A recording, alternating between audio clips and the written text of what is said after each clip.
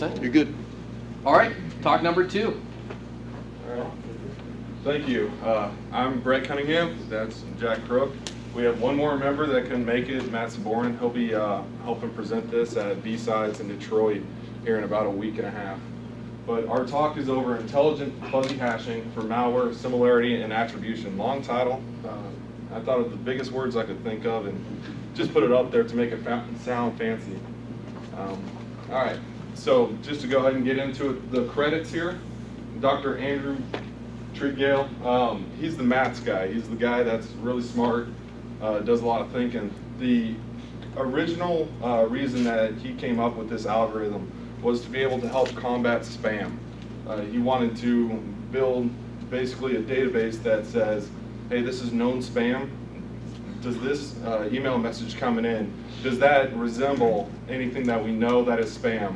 If it has a resemblance of, whatever mark you gave it, then just go ahead and mark it as spam. Then Jesse Kornblum, he was the guy that took it from spam into other areas of research, that'll be on the next slide. All right, so uses. A lot of it's used for copyright and plagiarism within the educational space. Anyone that's trying to copy English term papers or any other kind of homework, you're able to see, even if chunks of it have changed, if the paper is somewhat similar or how different it is. I was talking to a couple of vendors about a month ago, and with DLP, basically trying to protect IP, making sure that it's not leaving your traffic, they were talking about how within documents, they don't necessarily just try and look for, words in a document or the entire thing moving. They'll actually break up documents into sections and see if maybe someone's copying over into an email and trying to send out pieces of that document to an external party. My guess is fuzzy hash, but that's not word. All right, then computer science, kind of going back into copyright and plagiarism.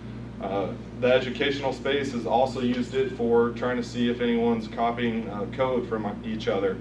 That's most of the work has been done in source code that isn't compiled already, so it's still easily readable. So it's not too much of a stretch from English term papers and such. But within the computer science realm, we're also going to take a look at Windows executables. All right, that's going to be a little bit difficult for you guys to see back there, I imagine. Am I correct? Yes. All right, so I'll explain it. These two lines here are basically text files that I took from Oliver Twist, the first 2 pages. All right, the documents are nearly identical, but line 19 in the second document, I just added the word test. Just put in something different. These are the 2 MD5 hashes of the different files. None of this really, matches up with each other. They're completely different, and that's the point of, MD5 or SHA. They're trying to create completely unique fingerprints. The best way to put it is a fingerprint, like on your fingers. Again, SHA-256 specifically here, completely different. Fuzzy hash though, you'll see all the way through here, it's completely the same. You just have 2 sections that are a little bit different. And that, in my opinion, the best analogy for that is when you're thinking about DNA. Especially with offspring and such, they share a lot of the same DNA as you, but little bits and pieces will change. So down here at the bottom, what we have is the program from Jesse Kornblum that he created what's called SSDeep. And SSDeep will take the files and compare them. Down here we can see that the two files here match with a 99% rate. With SHA and MD5, that's something that we're not able to do. All right, so how it works. Basically, like I was saying, Fuzzy Hash tries to look at the document and break it up into blocks. So this section here would all be a block, the first 3 lines. We'd go to a new block, and so you have 3 different sections that Fuzzy Hash would say, all right, I'll compute the checksum for this, compute it for that, and that. It tries to look for common delimiters, such as you have the I and I here, and it looks for delimiters that are common and that also have the same block size, so that you can see the block here is roughly the same size as the block between there, and roughly the same size as the block between there. That just helps when comparing later to other documents to make sure that basically if the block sizes are similar, or if they were different, you wouldn't really be able to get a good match on them. And it's important to note that it does this across the whole file too. It will chunk the entire file and do the hashing across those chunks. So hopefully you guys will still be able to see. If you can't, let us know. But Jack here is going to demo how it works. Okay, so what I did, is everyone good? Okay. So what I did is I took 2 pieces of malware that are similar but not quite the same. It's actually a poison ivy backdoor. Okay. So this just created the fuzzy hash for the one executable. Now I'm going to compare it to, I'm going to compare the fuzzy hash of this next executable to the previous executable and see how similar they are. Okay, and we can see after it ran that these 2 files were 94% similar. So chances are we're dealing with the same piece of malware. So on the first tab there, you want to go back to that? Yeah. And do a cat on that. Basically what he did was run Jesse Kornblum's SSD program against the binary and redirected it into a file. The file looks like this. It starts off with your block size. The block size just being 192, computes the checksum, and that's the entire checksum against the file name. So in the second instance, it read in that checksum and just tried to compare it and see where the similarities were. So taking that entire Windows executable, it came up with a 94% match rate. What Jack did was go in there and just change one little item in the configuration that just changed a little bit on how it behaved. Not a whole lot though. So you want to explain fuzzy? Sure. So we created a script that essentially actually, can you bring up the next slide?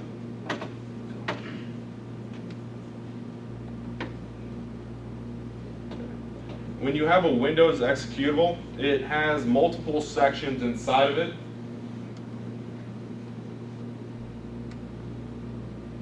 I can get it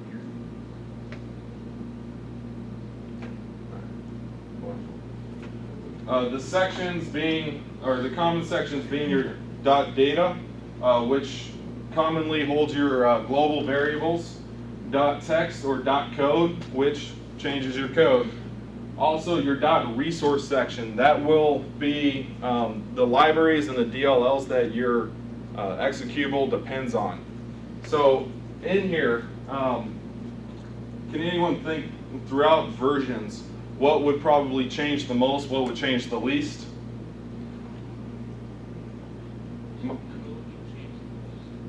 What's that? The code will change the most. I was thinking both the code and the data will probably change the most.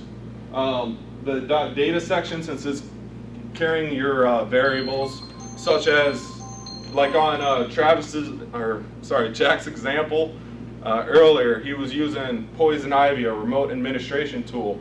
So in the variables there, it will be like basically the server that it's supposed to phone back to, how it's like what registry keys to embed itself in. So this is easily changed. The code, again, somewhat easily changed, not as easy as the .data. And then resources, a lot of times it takes some good justification for a programmer to put, a new library or a new DLL and require that, because that's, depending upon the library, that can be a lot of code to end up compiling in. So can you go ahead and give the FuzzyHashes? So what we did in this script was take apart those sections and then run SSDeep against each section individually. What we found. So that's the first file.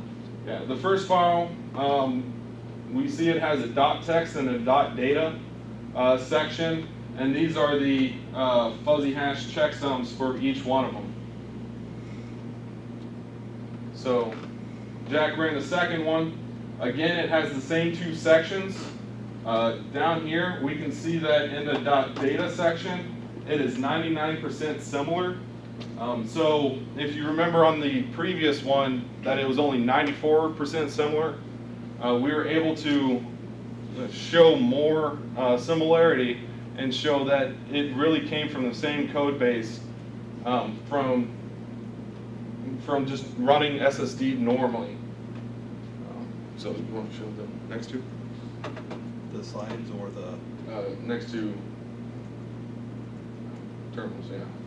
So basically what Jack did here is he changed the name of the mutex that says, a mutex is basically just to say, hey, this program is running, and it's a way of just kind of locking. You want to explain that? Locking?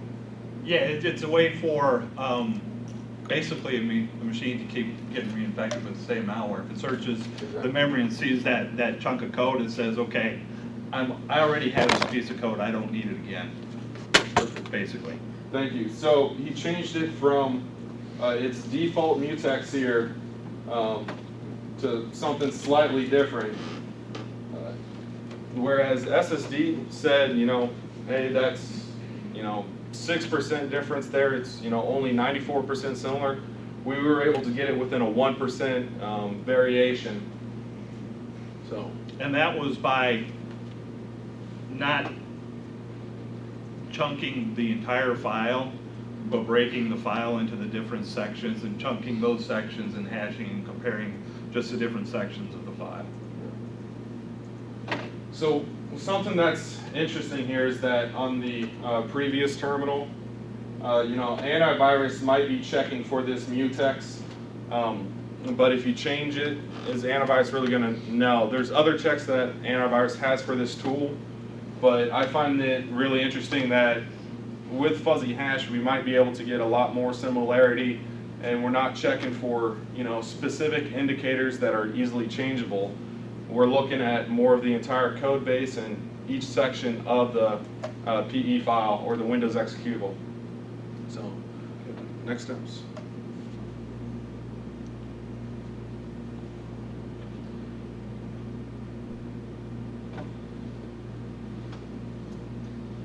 All right, so the next step that we'd like to take in the near-term future is to basically use something like IDA Pro or some other library that's able to help us break up, that's able to analyze the Windows executable and break it up into functions, almost like you see it when you're actually programming the code itself. With functions, I believe that you're going to see less changes from version to version on each function, purely because if a function works, it's typically going to stay there. Whereas the PE, or when we're breaking up with the PE sections, we're looking at the entire code base. If we can break that down even further, I think that will help. So it would be nice to also have a database of known good functions, functions that go out and request updates from Microsoft, or known bad functions, ones that try and embed itself in the registry or try and embed itself in like an alternate data stream so that it's trying to hide detection. And then, yeah, last item here is that we have, with the repository of the bad malware, currently virustotal.com does take the SSD and check, or the fuzzy hash checksum using SSD, and it'll take it of the entire executable, which, they're large, so they have a large repository. That's a place to start from. Repositories of good programs, like any kind of Windows executable or antivirus. Currently, there's NIST, so the National Institute of Standards and Technology. They have what's called the NSRL, and it is just a whole bunch of MD5s and I think SHA-256 of known good programs, and they have a ridiculous, it's a flat file, and I think it comes out to something like 8 gigs or something like that. But it's going and showing all the known good programs out there. My biggest problem with it is that they release an update to it every 6 months. So when Windows comes out with an update, the MD5 completely changes. You have no idea, based off NSRL's list, if it's good or bad. One thing that we're looking into starting and going there is what's called allsum.org. It takes checksums of MD5, SHA, and fuzzy hash, and will basically, malware researchers or any other kind of security professional can go look on there, see what the hash is, if it's a good file, if it's a bad one, and basically it would be starting off of NSRL's database and then growing with our own solution of trying to catch up. One thing we thought would be really interesting is to tie it into a HIPS product like ClamAV or OSSec, a free open source, basically host intrusion prevention system. So if we could build a module with one of those two that would take a fuzzy hash of a new program that's starting up, and basically check it against some kind of reference, that brings us into our next slide. So this is our awesome diagram. There wasn't too much time to prepare for this, and It started out in VI. yeah, I think we're gonna keep this. Can we see the VI diagram?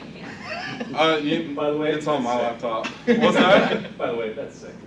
There we go. But with your users, if they run HIPS products like OSSec on their laptops, a new program starts up. My thought is that it would work kind of like DNS, is that you would have your own local awesome server where, does anyone here have like a standard build that their company issues to a lot of people? Yeah?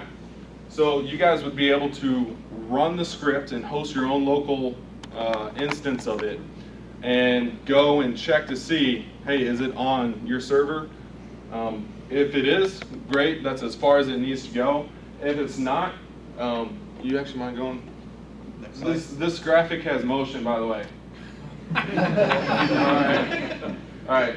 So the malware is introduced, goes up to check the standard builds, and then an admin can allow or disallow querying the top-level domain or awesome.org.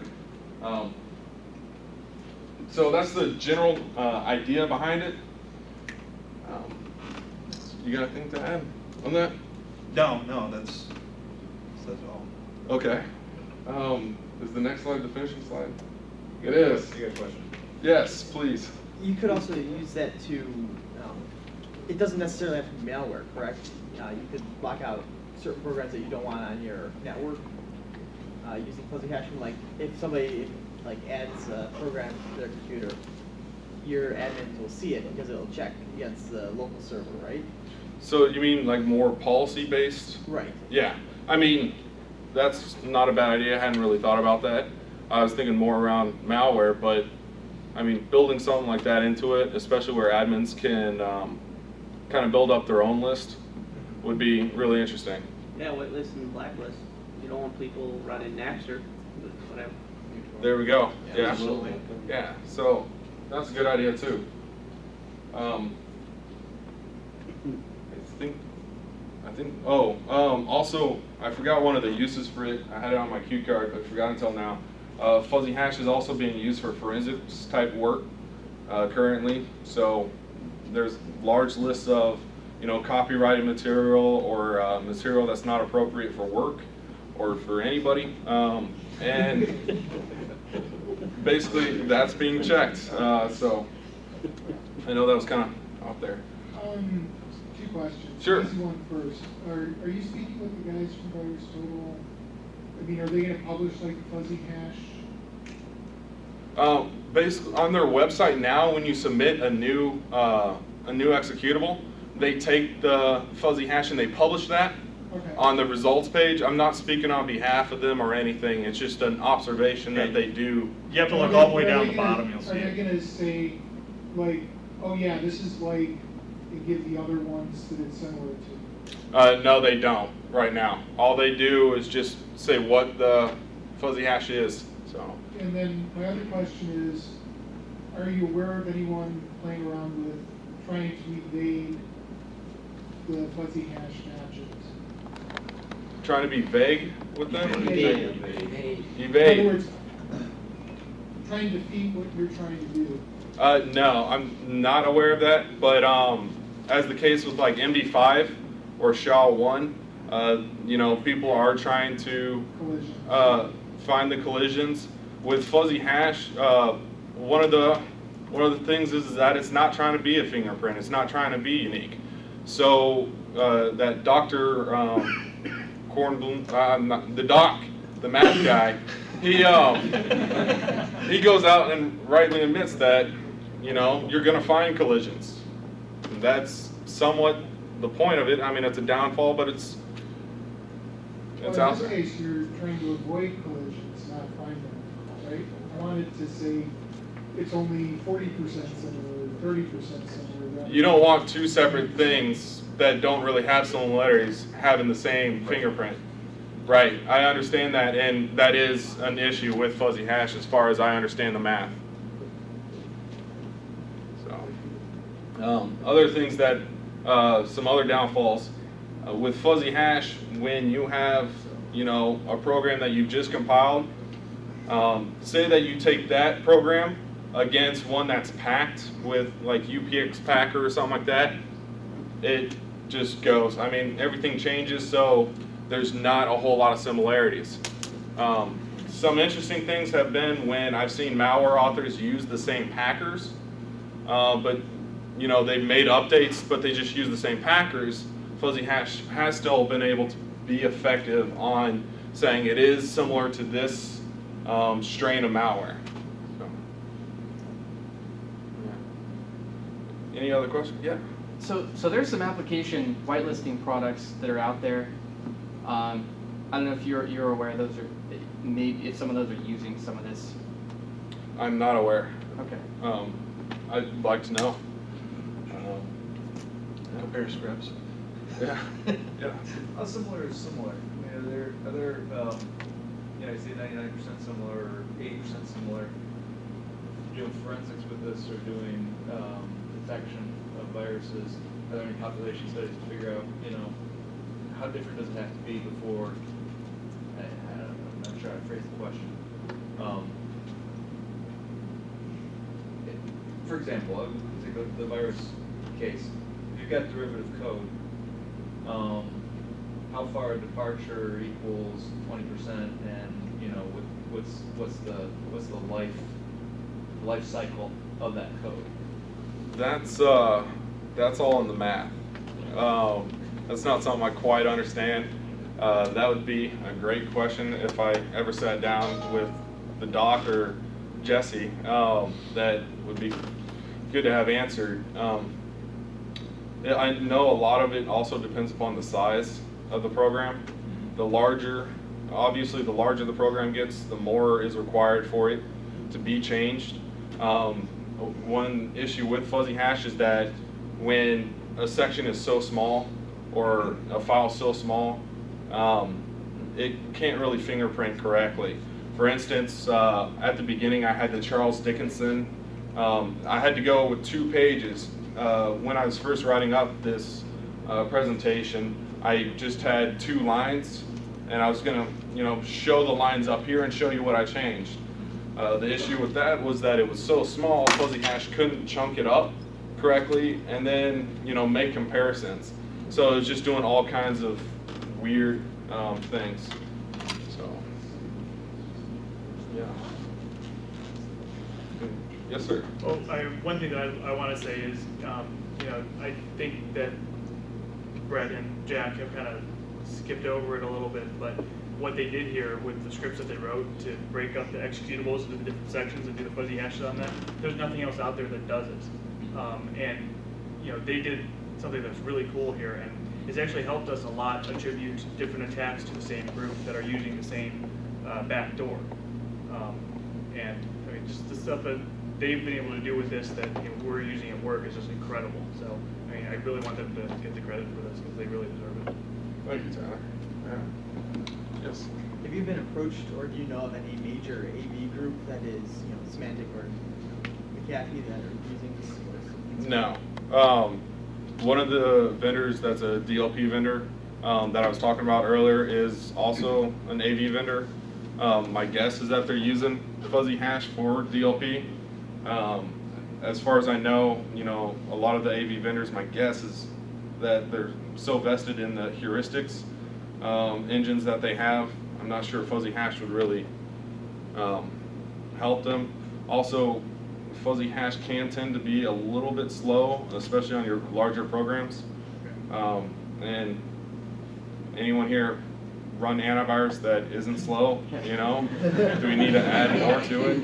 So, yeah. Anyone else? All right. Well then, thank you guys. I appreciate it.